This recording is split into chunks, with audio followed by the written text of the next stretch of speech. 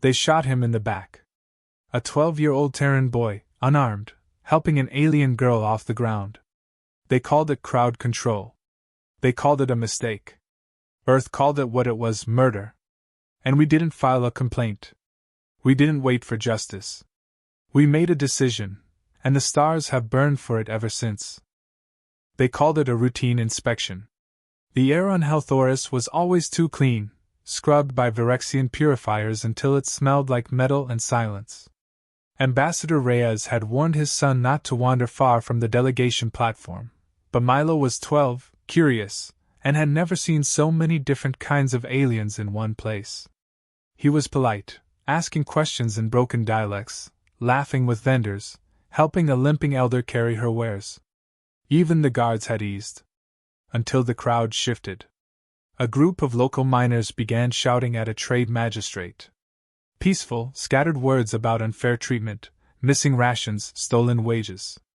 The kind of protest the Empire crushed before breakfast. Milo saw it from the edge of the market square.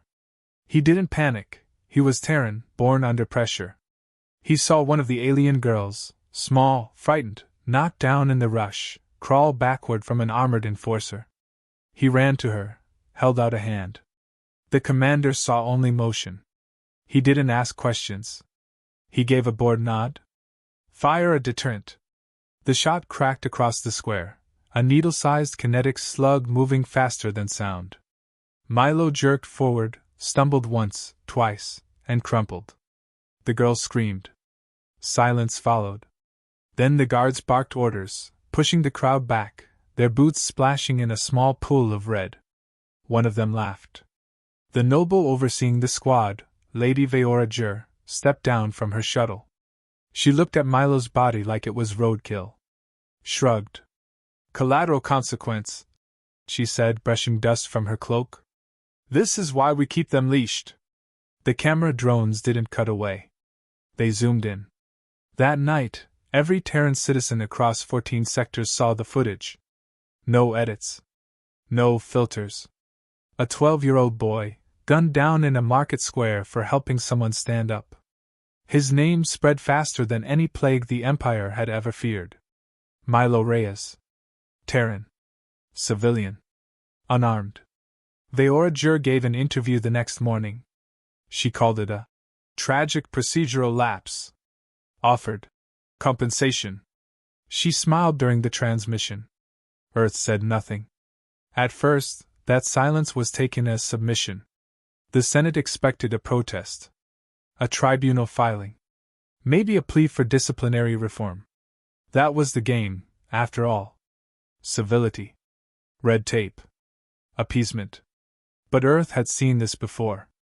The silence stretched. A week passed. Earth withdrew all diplomats without explanation. Then merchants. Then researchers. Consulates closed. Communication arrays went dark. A final message pulsed across galactic channels from Sol Command. We do not tolerate the murder of children. That was all. At 0200 hours Imperial Time, the orbital station, Cradle of Doctrine, a monument to Virexian history, exploded into a glowing ring of ash and fire. There was no energy signature, no warning. Analysts argued about the cause until a second strike hit a noble's private carrier mid-transit. Both events had one thing in common: no detectable launch origin. Panic began to spread. An Imperial admiral, bored of bureaucracy and hungry for glory, dismissed the events as coordinated piracy. He assembled a task force and moved on a minor Terran mining colony near the Sarah Belt. His ships never reported in. They were found drifting weeks later. No power. No crew. Not a single body remained intact. Only helmets, floating like ghosts. And still, Earth said nothing. Except for the words that began to appear across shattered command centers, scorched bunkers, and melted data cores. For Milo. Every time a Virexian installation vanished, every time a noble's fortress turned to glass, the words reappeared, sometimes carved, sometimes burned, sometimes played back in the voice of a Terran child over the emergency broadcast systems. A whisper. For Milo. The Empire scrambled its fleets. They deployed war AIs, extermination ships, ancient mechanized titans buried in deep vaults. None made contact. None came back.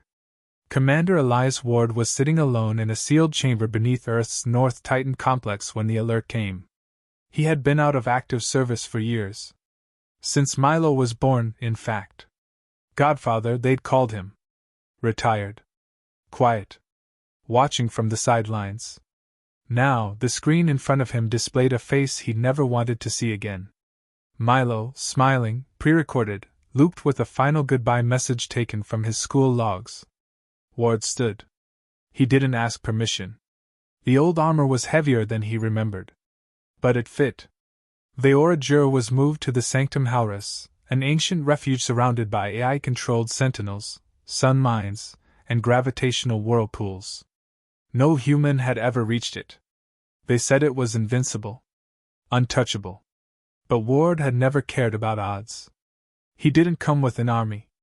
Just one stealth cruiser, a gravity cloak, and an AI named Grief that spoke only in combat code. He didn't make threats. He didn't announce his presence. He breached the sanctum in silence. No alarms. Just one clean insertion through a maintenance vent bored through 6 feet of neutronium. Veora sat on her throne, surrounded by advisors, all of whom died before their screams registered. She stood trembling, trying to activate her defense drones. They fell from the ceiling, melted. "Please," she whispered. Ward's helmet retracted. His eyes were dry. Voice steady. He was 12. He didn't even know what diplomacy meant. You made him a message. So now I deliver one. She fell to her knees. I didn't mean. Milo did, Ward said. He meant to help. That's what makes this war different. She cried. Begged. Offered secrets, credits, planets. He didn't answer. He raised a thin metallic cube and set it gently on the floor. It played Milo's voice. I want to be like Uncle Eli when I grow up. Not scared of anything. Ward looked down at her. You should have been scared. A flash of white. A burst of ionized gas. Nothing left. Across 1,000 worlds, the moment streamed on every screen, intercepted through Imperial net leaks, pulsing in dark rooms and war chambers. No one missed the message. And no one, not the last loyalist, not the wealthiest noble, not even the cowards hiding behind planetary shields, ever said Milo's name again without bowing their head. The war had begun. And Earth wasn't coming for peace. The funeral wasn't public. No Terran press. No shared channels. Only family and a black-flagged orbiting drone that pulsed a single code into deep space, looping one word, justice. Ambassador Reyes didn't cry. Not in front of the world. His son had loved stars, loved learning alien words, loved trying to make peace where adults just saw threats. Reyes buried that memory beside the body and returned to the war room beneath the ice crust of Europa, where silence meant action. He was a civilian, Reyes said coldly. We gave them everything, our trade, our compliance, our humility. And they killed a child. The generals waited for instruction. One of them, gray-bearded, hardened by decades of suppression, spoke quietly. We file with the Galactic Tribunal? No, Reyes said. We erased them. The room didn't flinch. The plan had always existed. Earth had never truly trusted the Galactic Empire. After centuries of internal war, humans had learned one lesson: peace only lasts until it's profitable to break it.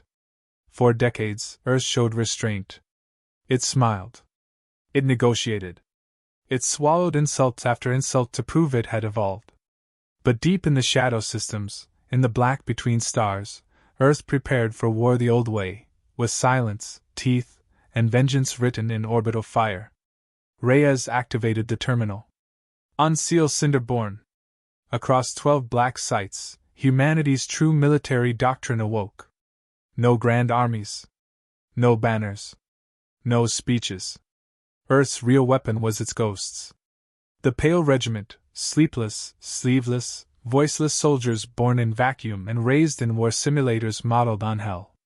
They were never shown their enemy's face, only told to calculate the cost of mercy, then discarded. The Empire had never encountered them because Earth never needed them. Until now. Orders pulsed, hit high-profile Virexian targets, burn clean, vanish. And from the dark came fire. The Virexian governor of the Crux 9 system vanished mid-address. His palace crumbled in a cascade of kinetic detonations precisely timed to look like structural failure. The only evidence was a gloved Terran handprint left in ash on the marble. 2 days later, a noble tribunal ship in the Medsora sector went dark. When rescue teams arrived, they found nothing but shadows, and 3 words carved into the command deck's titanium hull with a plasma cutter. For Milo Reyes. The Galactic Empire laughed, at first. Publicly dismissed Earth's tantrums.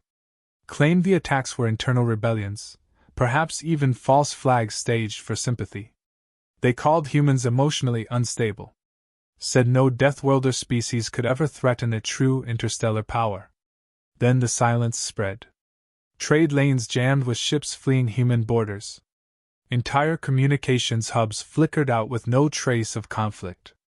Noble archives erased, encrypted, corrupted in ways their AIs couldn't decipher. Someone, somewhere, had rewritten the logic trees inside the Virexian war network.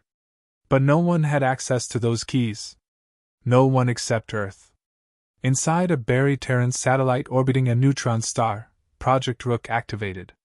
A sleeper AI, coded 30 years prior, buried inside Imperial communications relays under layers of plausible deniability, came alive. It pulsed through command nodes, rerouted encryption, and took control of 15% of the Virexian war fleet without firing a shot. Ships turned on one another. Docking bays sealed shut. Captains suffocated. One vessel broadcast its own suicide note. This war is not political. This is personal. Milo was 12. The Galactic Senate finally demanded an audience with Earth. None came. Not even static. The Virexian throne world, Drazker, lost all contact with its colonial governors for 6 days. When Signal returned, they received a single message looping through every Imperial terminal in Milo's voice. My name is Milo Reyes. I like drawing stars. I wanted to be an explorer. The transmission ended with coordinates. The coordinates pointed to nothing, a cold expanse between systems. The Empire sent scouts. The scouts didn't return. Admiral Toruin, a warrior of 50 campaigns, assembled Fleet Gorgon, over 200 capital ships, escorted by ancient relic dreadnoughts from before the Empire's founding. He made a speech. The humans have forgotten their place. We will remind them. Gorgon jumped to Sol. They never reached Earth. Instead, they emerged in a constructed kill box, invisible until triggered. EMP shrouds, quantum destabilizers, and mines that didn't detonate, but turned mass into plasma at the molecular level. Of the 200 ships, only 9 remained partially intact. The rest were atomized, folded into a memorial sculpture now orbiting Neptune. On Mars, Reyes watched the data stream in. Did they get the message? Asked a young strategist. Reyes looked out the viewport, eyes empty. They will. Behind him, an AI spoke. Galactic network data suggests panic is spreading. Dozens of species are questioning the Empire's legitimacy. Do we support insurrection? No, Reyes said. We don't fight for power. Then what, sir? Reyes closed his eyes. We fight because they killed a child and called it protocol. 1 week later, the Virexian Empire initiated full martial law. Dozens of planets revolted anyway. Not because Earth asked them to. Because for the first time in generations, someone punished the untouchables. Videos leaked of Virexian nobles being hunted. Not by armies, but by silent, singular figures in black armor, slipping past shields, walking through walls, leaving no survivors. Terran ghosts. Nothing supernatural, just science and hate, refined by grief. On one transmission, a noble cried out, "We were defending order!" A voice off-screen responded, "Milo was defending a girl." Then silence. The war had no front lines. Only results. Only disappearances. Only names added to Earth's memorial ledger, and then deleted from the Empire's living record. Within the Imperial Senate, fear replaced pride. Lords called for surrender. Others whispered of extinction. Because for the first time in 10,000 years, a galactic superpower looked into the abyss and saw humanity staring back. Not as conquerors. Not as victims. But as something worse. A species that tried peace, was mocked for kindness, and when pushed past the edge, refused to forgive. Lady Veorajur awoke to silence. Not the sterile quiet of the Sanctum Haurus Palace, but a new kind. Empty. The kind of quiet that follows something vast, something gone. She blinked, disoriented. The lights above flickered once, twice, then dimmed. Her personal AI assistant failed to respond. She tried her wristband, voice commands, override codes, nothing. She stood slowly, walking toward the central chamber. Half the guards were missing. The rest stood frozen, helmets locked forward, eyes hidden behind mirrored visors. She barked a command. No one moved. Then one turned. The motion was wrong, too smooth, like watching water crawl uphill. "I am Lady Jur," she snapped. "Speak when spoken to." The visor retracted. There was no face beneath. Just the flat, matte surface of a human skull wrapped in polymer mesh, no mouth, no eyes. Only 3 words engraved across the helmet's brow. "For Milo. Race." She stepped back. "This is madness. You can't breach Sanctum Haurus. No force can. No species." The skull inclined its head. A click, like bones shifting in the dark. And then the power died. Across the galaxy, the same thing happened. Imperial warships failed to return fire in the Kevex corridor. Defense satellites rotated and fired on their own convoys. Entire banking systems dissolved into static. Dozens of noble-blooded lords and their heirs simply ceased to exist. No debris, no explosions, just missing life signals and a Terran calling card burned into local sensors. Child's debt. Paid forward. The Empire called emergency session after emergency session. Nobody left those meetings with answers. On Earth, Reyes stood alone in the Solnet core. He spoke into a private feed, audible only to the 12 remaining strategists of Operation Ash Glass. "Today, the Imperial Court will call us terrorists. Unstable. Irrational. Let them. They said we were emotional. They said that made us weak. They never realized it makes us impossible to control." A general asked. "When do we demand reparations?" Reyes looked at him without blinking. "You misunderstand. There are no reparations. There is no table. There is no deal. This isn't diplomacy. This is the part where we break the wheel."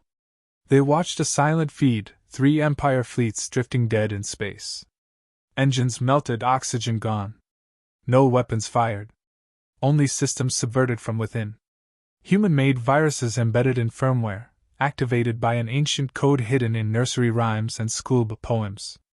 The trigger phrase, always the same, spoken by an archived child's voice. "Do not shoot. I'm just helping."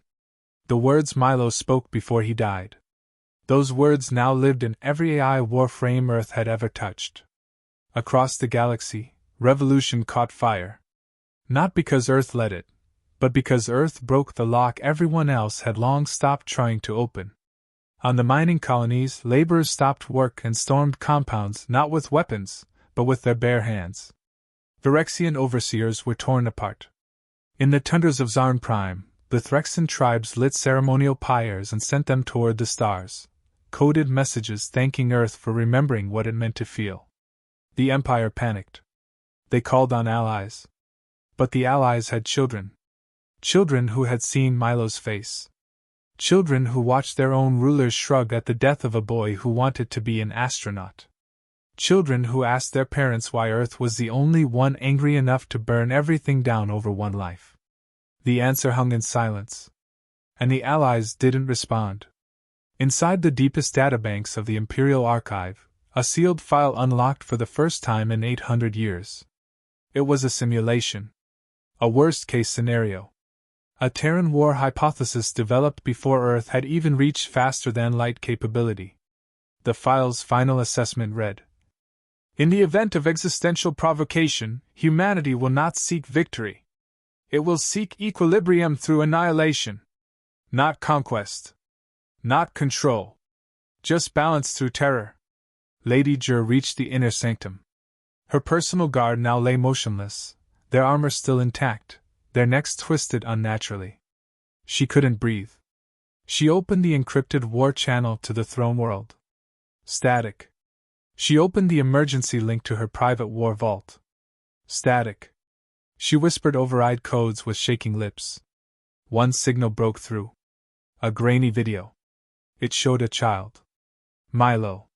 Sitting at a desk, coloring stars. The same video Earth had used during the funeral encryption feed. He looked up. Smiled. My name is Milo Reyes. The video glitched. His eyes stared forward, and this time, his voice was different. Synthesized. Older. Infused with rage so cold it burned. You tried to erase me. Lady Jur dropped the receiver. She turned and ran. Behind her, the door unlatched. Inside stepped Commander Elias Ward. No insignia. No emblems. Just matte black armor and a long, curved blade made of compressed carbon from the moons of Ganymede. He didn't say her name. He didn't ask questions. She screamed. I was following orders. His voice was a whisper. So was he. She begged. Promised secrets. Offered planetary deeds, data caches, anything. Ward said nothing. He stepped forward once. Then twice. She backed away, hands up, trembling. I was upholding law. He finally looked at her. No. You were making an example. She froze. He lowered his helmet, pressed one command. Across the system, the beacon in Sanctum Hauris pulsed. The phrase played one final time. For Milo. Outside, orbital cannons came online, one by one, controlled not by Earth, not even by humans, but by Terran-coded AIs disguised for years as background system protocols and Imperial hardware. The entire planet blinked. And then it was gone. In the Empire's central galactic hub, their last loyalists watched helplessly as their star map updated in real time. Sanctum Hauris, long considered invincible, now registered as a hollowed void, no mass, no atmosphere, no light. Only a warning pulsed in its place. Earth remembers. On the diplomatic channel, for the first time in weeks, Earth transmitted a message to the galaxy. It wasn't Reyes. It wasn't Ward. It was Milo's recorded voice, calm, cheerful, unknowing. Hi. I'm Milo. I think helping people is what makes someone strong. Then silence. Every empire, every race, every soldier paused. Because for the first time in living memory, they realized something terrifying. Earth hadn't gone to war because it wanted power. Earth had gone to war because it wanted them to understand. One child is enough. The fortress world of Atraxis 9 was built to withstand gods. Spanning 3 moons and wrapped in 30 layers of defense grids, it housed the Empire's last surviving war council. Planetary shields pulsed. AI-controlled orbital guns scanned every approach. 10 Virexian nobles, their skin marked with ancient sigils, watched holograms of burning worlds spiral around them. They've taken 41 systems, whispered Lord Amarn. Fleet Gorgon is gone. Fleet Silence never reported in. Earth is not using force. It's using precision. They're not claiming territory, muttered another. They're sending messages. 1 strike per death. 1 noble per name. There's a pattern. Lady Cassire narrowed her eyes. What are you saying? Amarn didn't blink. They're building a ledger. They're not just avenging Milo. They're counting backward from his murder. Every cover-up. Every bribe. Every insult. We're not at war with humans. We're on trial. The room froze. No one said it, but they all knew what came next. The final name on the list. Lady Veora Jur. And she had vanished. Across the black void, a lone Terran transport breached the gravity web. It didn't jam comms. It didn't hide. It flew straight, bold, as if it had no reason to fear. And on every screen across Atraxis 9, the same face appeared. Elias Ward. The ghost. The executioner. The man the Empire had declared dead 20 years ago. He sat in the pilot chair, helmet removed, eyes like dried stone. "I'm not here for speeches," he said. "You know what this is." They tried to shut the feed. Systems failed. Overrides failed. The signal tunneled through layers of encryption as if the codes belonged to him. As if he'd written them. "I want one name," Ward said. "You know who. Give her to me, and this ends now." Silence. Then Cassier stood. "She is protected by the ancient writs. We will not violate sovereign sanctuary for your grief." Ward nodded once. "Good. Then I know where to dig next." The feed cut. They scrambled fighters. All 30 waves. Ward's ship vanished before they reached it. In its place, 12 payload capsules appeared in orbit, small, unnoticed, until they began to burrow. Within minutes, Atraxis 9's primary data spine collapsed. Communications jammed. Orbital defense systems redirected targeting coordinates, then locked onto each other. A tremor rippled through the core systems. Not an explosion. Something worse. The fortress began to forget itself. AI servers purged identities. Noble security clearances were revoked in cascading error codes. Names turned to static. Emergency exits sealed. Air filtration shut down in Noble quarters. By nightfall, Atraxis 9 had turned on itself. In the darkness, Reyes watched from Earth. "It's begun," a technician said. "No," Reyes whispered. "It ends when she answers." Far beyond, in a derelict Mu base buried in ice, Veora Jur stared into a cracked mirror. Her robe hung in tatters. Her face had lost its noble angles. Her left eye was cybernetic now, rebuilt after a failed assassination attempt. Even in hiding, her own kind had tried to collect her, hoping to appease Earth with her corpse. She clutched a weapon in one hand and a location scrambler in the other. She hadn't slept in 4 days.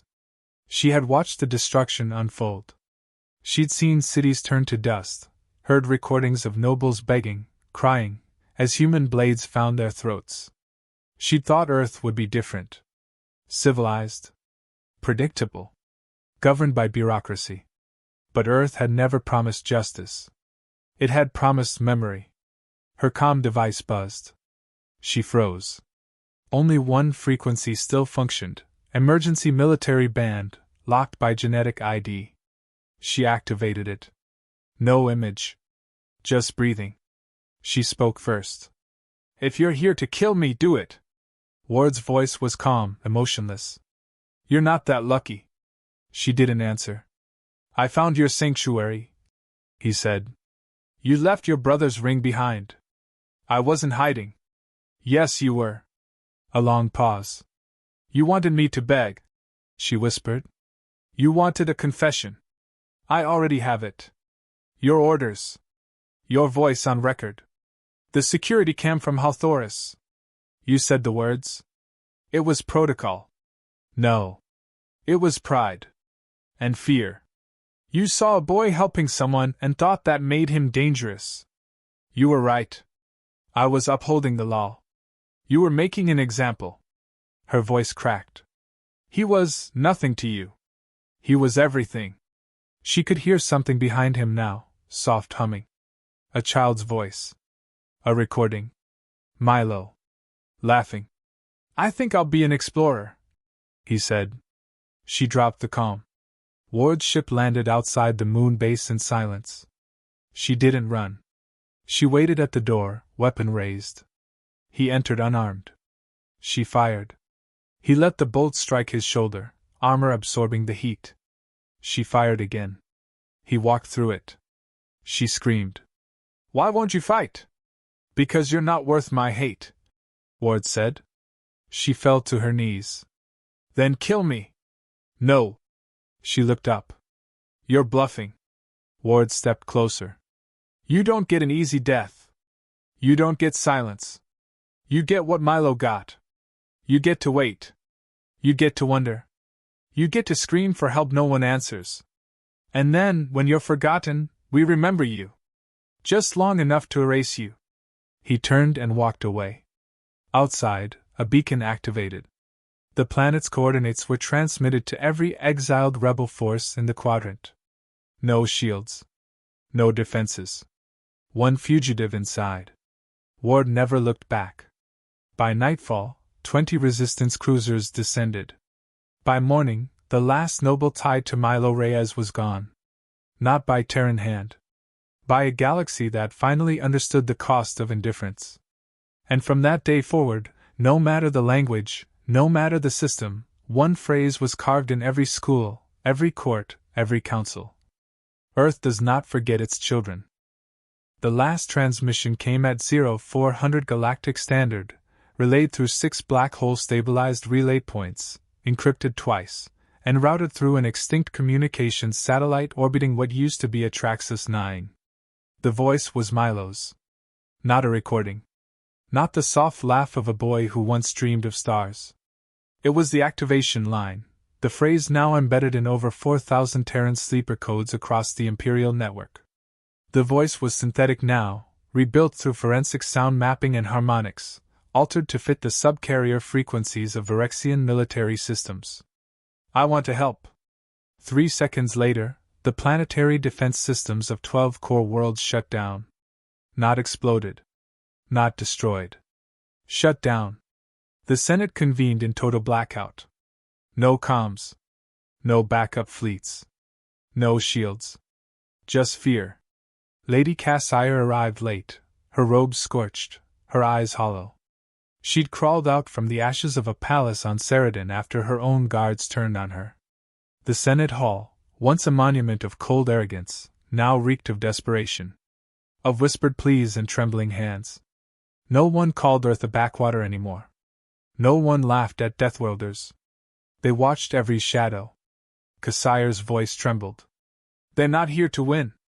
They're here to make sure we never forget what we did. Lord Janna's jaw clenched. We should surrender. To whom? Another snapped. No diplomats remain.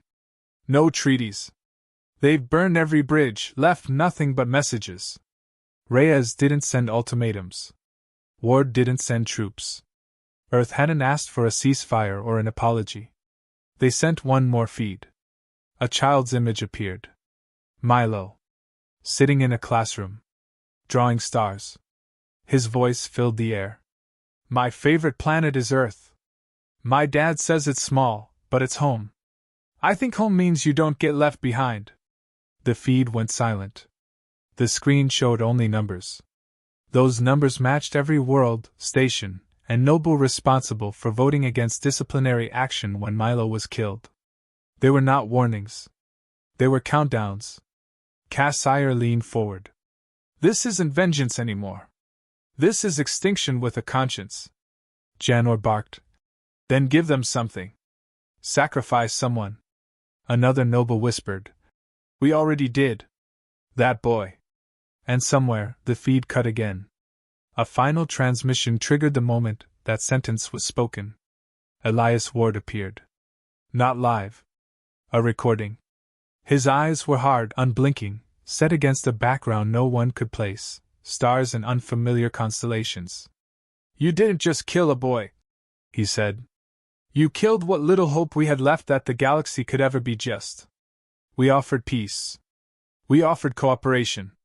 You mistook that for weakness. He stood slowly. So here's what happens now. The stars behind him pulsed. We don't want your throne. We don't want your empire. We don't want your wealth or your planets. He leaned forward. We want the memory of what you did to echo forever.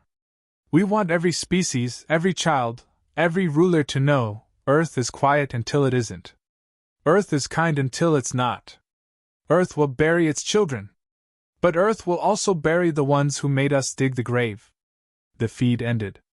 The Senate never met again. Across the galaxy, Terran fleets didn't arrive in force. They arrived in 2s and 3s. Surgical. Absolute. No collateral.